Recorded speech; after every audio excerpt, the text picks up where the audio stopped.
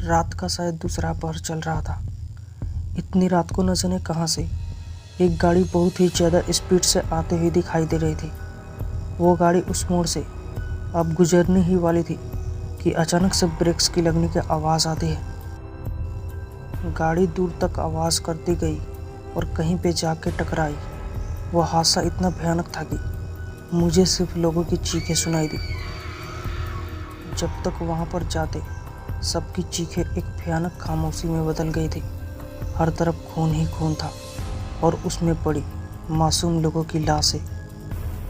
ये बताते हुए वो बूढ़ा किसान रो रहा था और हम सब पूरे मन लगा के उसकी बातों को सुन रहे थे। यह सब वो बूढ़ा किसान हम सबको अगर पहले बताता तो शायद हम उस पर यकीन नहीं करते, लेकिन जब ये सब हमारे साथ हुआ तब तो यकीन करना ही था।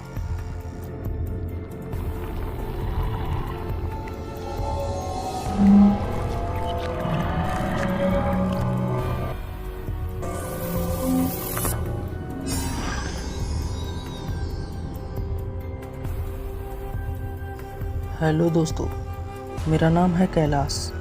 मैं वैसे तो एक सिविल इंजीनियर हूँ, लेकिन मुझे घूमने का बहुत शौक़ है। जब भी मौका मिलता है मैं अपने दोस्तों के साथ गाड़ी लेके कहीं निकल जाता हूँ। कभी मेरी तो कभी उनकी गाड़ियों में या फिर किराए की गाड़ियों में। किराए की तभी करते हैं जब कहीं दूर जाना होता है। एक दिन ऐसे ही हम सब दोस्त प्लान कर रहे थे कि कहीं जाएं और सबने एक जगह पर अपनी हाँ भरी। वो जगह थी शहर से दूर घाटियों में बसे बेलापुर की। वो नाम सुन के हम सब हंस पड़े। ये किसी हिंदी मूवी के गांव के नाम जैसा लग रहा था। मैंने कहा, ऐसा सच में कोई गांव है क्या? बस ऐसे ही बोल रहे हो तुम शशांक? फिर शशांक ने सीधा मुझे वहाँ का फ़ोटो दिखाया। हम सब देखते ही रह गए।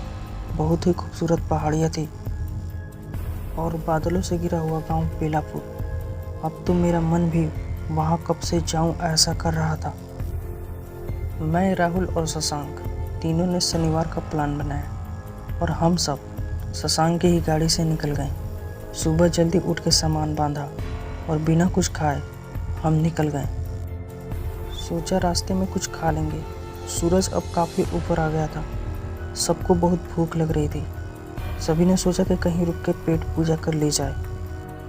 हाईवेज पर आजकल इतने छोटे मोटे ढाबे हैं कि खाने पीने की कोई टेंशन ही नहीं होता, और हमारे जैसे घुमक्कड़ों के लिए तो ये सोने पर सुहागा है। फिर एक जगह शशांक ने गाड़ी रोक दी और हम सब उतर कर ज़रा फ्रेश होकर नाश्ता करने लगे। फिर नाश्ता करने के बाद हम सीधा बेलापुर के लिए निकल पड़े। बेलापुर शायद शाम तक पहुंचने वाले थे। रास्ते में और भी कुछ अच्छी वाली जगह शशांक को पता थी, सो वहां से होकर जाने वाले थे। गाड़ी चल रही थी और मंजिल जैसे आने को थी। सब लोग बहुत ही बेचैन थे। वैसे तो ये सब नॉर्मल था, लेकिन कुछ होने वाला हो तो इंसान को इसकी एक पूर्व सूचना भगवान जरूर देने लगते हैं। ये मैंने बात बहुत बार सुना है। कुछ होने से पहले हम सतर्क रहें, या कोई अनहोनी ना हो या होने वाली हो, इसकी अंदेशा थोड़ा सा तो लग ही जाता है। लेकिन हमने इन सब बातों को नज़रअंदाज किया और मस्ती में निकल पड़े। मेरी थोड़ी आंख लग रही थी तो मैंने राहुल को आगे बैठने को बुलाया और मैं पीछे जाके लेट गया, जिससे शशांक को बहुत गुस्सा आया कि ये ट्रिप का मज़ा तो सोकर ले रहा है, लेकिन मुझे बहुत नींद आ रही थी। अभी तक हम आधे दूर तो आ ही चुके थे। हम लोग रास्ते में रुकने के सोचे थे, लेकिन रास्ता ख़राब होने के कारण शशांक ने कुछ और जगह दिखाने का प्लान कैंसिल किया। शाम हो रही थी। मैं अब काफ़ी अच्छा महसूस कर रहा था। पहाड़ों का रास्ता चालू हो गया था।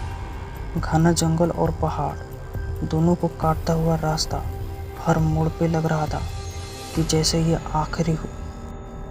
फिर अचानक शशांक ने एक जोरदार ब्रेक लगाया और मेरा सर सीट से टकरा गया। फिर मैंने बोला, क्या हुआ रे शशांक? पगले, मेरा सिर फूट जाता। क्या ज़रूरत थी ज़ोर से ब्रेक लगाने की? शाम होने से गाड़ी की हेडलाइट चालू थी। सामने से एक औरत आते हुए दिखी। उसने हमसे बेलापुर रास्ते में एक गांव तक लिफ्ट मांगी। हम सब एक दूसरे की तरफ देख रहे थे। हम सब कुछ बोल पाते इससे पहले वह औरत बोल पड़ी। भाई साहब, मेरी मदद करो। मेरी बच्ची घर में अकेली है और उसको देखने वाला कोई नहीं है। मैं पास के गांव में बाजार के लिए आई थी। अब वापस जाने को पैसे नहीं है, इसलिए पैदल जा रही हूँ। शशांक ने उस औरत को लिफ्ट देने से मना किया तो वह औरत रोने लगी। राहुल मेरी तरफ देख रहा था। किसी औरत को लिफ्ट, और वो भी गांव में, ये बात हम सबको हजम नहीं हो रही थी। फिर वो औरत गाड़ी के ठीक सामने आकर बैठ गई और रो के मदद की भीख मांग रही थी। इंसानियत के नाते हमने उसको शशांक के सामने बैठा दिया। राहुल मेरे साथ पीछे आ गया। राहुल से रहा नहीं गया, तब उसने उस औरत से पूछ ही लिया, बहन जी, आपको ऐसे किसी को लिफ्ट मांगते हुए देखा? हम सब चौंक गए, क्योंकि ये गांव का इलाका है, ऐसे सब शहर में होता है। फिर वो औरत बोली, भैया ज़रूरत है इसलिए हम हमेशा बाजार करके इसी रास्ते से पैदल जाते हैं। ये रास्ता नया नहीं है, लेकिन कुछ दिन से यहाँ एक आदमखोर शेर घूम रहा है, इसलिए थोड़ा डर लग रहा था। आप शायद नहीं जानते, संभल कर रहिएगा। अब गाड़ी चल रही थी और हम सब उस औरत की बातों को सुन रहे थे और उस औरत पर भरोसा भी कर रहे थे कि उस आदमखोर शेर ने लोगों को कैसे मारा। उसकी बातों से ऐसा लग रहा था कि ये लोग तो डर के माहौल में जी रहे हैं। हम लोग उसकी बातों में सब भूल गए थे कि अचानक राहुल का मोबाइल बजने लगा। कोई कॉल था। सबको अचानक से लगा जैसे नींद से उठ गए। अंधेरा काफ़ी हो गया था। हम जा ही रहे थे। वो रास्ता ऐसा था कि मानो ख़त्म ही नहीं हो रहा था। अब तक तो उस औरत का गांव भी आ जाना चाहिए था। अचानक मेरे मन में ये बात आई, उस औरत ने बोला था कि उसका गांव तो पास में है, लेकिन अभी तक आया ही नहीं। और ख़ास बात ये थी कि हमने उसके गांव का नाम भी नहीं पूछा था। फिर मैंने राहुल को इशारा किया। मैं शशांक से सीधे बात नहीं कर सकता था, क्योंकि वो औरत कुछ गलत मतलब निकालती। मैंने शशांक से गाड़ी रोकने को कहा। उसने गाड़ी को बाजू में रोक दी। हम अपने पैर दर्द कर रहे बोल के नीचे उतर गए। शशांक अभी भी गाड़ी में ही था। रात के 11 बज चुके थे। किसी ने ध्यान नहीं दिया था। बाहर घना जंगल लग रहा था और बाजू में खेत भी थे। शायद कोई दूर से आते हुए दिखा। तभी झाड़ी से भेड़िए की चिल्लाने की आवाज़ आई। हमारे तो पसीने ही छूट गए। सामने से कोई साइकिल वाला आ रहा था। उसने हमको देख के अपनी टॉर्च हमारी तरफ करके बोला, अरे कौन है, यहाँ क्या कर रहे हो? बाबा, हम शायद रास्ता भटक गए हैं। काफ़ी देर से घूम रहे हैं, लेकिन बेलापुर तो आया ही नहीं, और ना ही उस औरत का गांव। राहुल ने देखा कि वो आदमी काफ़ी बूढ़ा था, इसलिए उसने उनको बाबा कहा। तभी बूढ़ा व्यक्ति बोला, कौन औरत बेटा? इतने में शशांक आया और बोला, वो औरत जो हमारी गाड़ी में बैठी है। फिर वो बूढ़ा आदमी गाड़ी के पास जाके देखने लगा। हम भी पास गए। अब हम सबकी नींद ही उड़ गई। अरे भाई, वहाँ तो कोई औरत ही नहीं थी। अब शशांक को संभालना पड़ा। उसको मानो झटका लगा। वहाँ कोई औरत नहीं थी। हम कुछ समझ नहीं पाए। तभी वो आदमी ने पूछा, तुम सबको वो औरत कहाँ मिले थे? राहुल ने कहा, अभी कुछ 2 घंटे पहले रास्ते पे मिली तो मदद चाहिए बोल कर रो रही थी, तो हमने उसको गाड़ी में बैठा लिया। लेकिन हम बस घूम रहे थे। उसका गांव भी पास में था, ऐसे बोल रही थी। लेकिन उसका गांव तो आया ही नहीं, और न हमारा।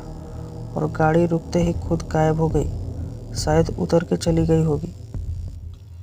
फिर बाबा ने अपने हाथ से कुछ निकाला और हम सबके सर के ऊपर से घुमाया और कहा, बेटा, तुम लोगों ने एक भूत को अपनी गाड़ी में बिठाया था। वो कोई और नहीं, यहाँ इस मोड़ पे जो मौतें होती है ये वही है। तुम सबका नसीब अच्छा था, इसलिए कोई हादसा नहीं हुआ। अभी तुम सब आगे मत जाओ, मेरा खेत पास में है, वहाँ चलो। आगे जाओगे तो तुम सबको शायद खतरा होगा। तुम सब अभी अभी मौत के साथ सफ़र करके आए हो। वो बूढ़ा आदमी हम सबको खेत में लेके चला गया। वहाँ एक झोपड़ा था, वहाँ आग भी जल रही थी। हम एकदम सदमे में थे। ये क्या हो रहा था, कुछ समझ नहीं आ रहा था। आग के पास बैठ के थोड़ा अच्छा लग रहा था। बाहर अभी ठंडी हवा चल रही थी। वो बूढ़ा आदमी हम सबको देख के बोलने लगा, तुम सब बहुत नसीब वाले हो। वो चुड़ैल ने आज तक बहुत जाने ली है। वो ऐसे ही किसी से रास्ता रोकती है और बाद में उसकी मौत सामने वाले मोड़ पर हो जाती है। ये किस्सा सालों से चलता आया है और मौत पे किसका बस चलता है भला। लेकिन हमने किसी का क्या बिगाड़ा है, मैंने कहा। फिर वो बूढ़ा व्यक्ति बोला, उसको तो बस बदला लेना है, उसको कहाँ पता है। उसको किसी ने मदद नहीं की है, ऐसा सुना है। एक दिन वो रास्ते से जा रही थी और उसका बच्चा घर में अकेला था। वो भागती रही, लेकिन रात होने तक वो घर नहीं पहुंच पाई, जिससे उसका बच्चा मर गया।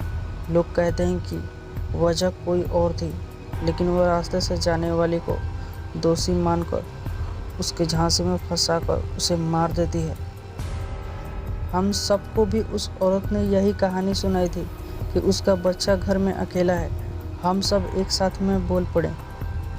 फिर वो बूढ़ा किसान बता रहा था, अभी कुछ दिन पहले की बात है, मैं यहाँ खेत पर आता हूँ रोज़। उस रात भी था। उस डायन ने एक पूरे परिवार का नाश कर दिया। मैं कुछ कर नहीं पाया। आज जैसे तुम लोग बच गए, ऐसी किस्मत नहीं थी उन सब की। जब मैं पास गया तो सारे लोग मर चुके थे, बच्चों तक को नहीं छोड़ा था उस डायन ने। ये बातें बोलते बोलते वो बूढ़ा किसान रो रहा था। उसकी बेबसी और लाचारी पर तो तरस आ रहा था, लेकिन हम कुछ नहीं कर पा रहे थे। सबसे पहले तो हम बच गए थे, इस बात का शुक्र मना रहे थे, और उस बूढ़े बाबा का भी। अगर वो नहीं आते थे तो शायद वो अनहोनी हमारे साथ भी होती उस मोड़ पे। अब 4 बज चुके थे, सुबह होने वाली थी। थोड़ी देर में पहाड़ों से नारंगी सी लकीर आसमान पे दिखने लगी थी। हमारी ज़िंदगी में एक नया सवेरा लेकर आई थी ये सुबह। हमने बाबा के पैर छुए और एक याद दिल में लिए वहाँ से सीधा घर की ओर वापस मुड़े। बेलापुर सामने था, लेकिन किसी का वहाँ जाने का मन नहीं था। हम जैसे ही घर की तरफ मुड़े, खिड़की से हम सब ने रुक के पीछे की ओर देखा, तो वो शायद वही मोड़ था जहाँ पे न जाने कितनी जाने गई थी। तो दोस्तों, क्या आपको भी ऐसी खतरनाक मोड़ का सामना हुआ है? अगर नहीं तो क्या आप भी ऐसे खतरनाक और एडवेंचर्स भरे मोड़ पर जाएंगे? अपनी राय कमेंट बॉक्स में ज़रूर दीजिएगा। और ऐसी और भी रहस्यमय और डरावनी कहानियाँ देखने के लिए चैनल को सब्सक्राइब करना ना भूलें। Thanks for watching.